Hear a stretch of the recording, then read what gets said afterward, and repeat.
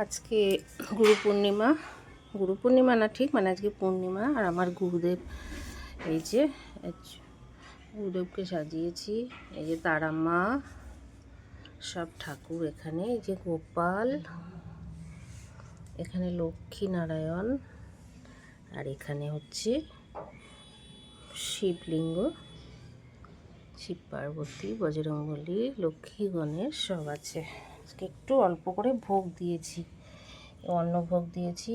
বেগুন ভাজা, মিষ্টি কুমড়ো ভাজা, আলু ভাজা, একটু আলু আর পনির দিয়ে, ফুলকপি দিয়ে একটা সবজি, একটু চষির পায়েস করে ভোগ দিলাম। নিজেই রান্না করেছি, নিজেই পুজো করেছি।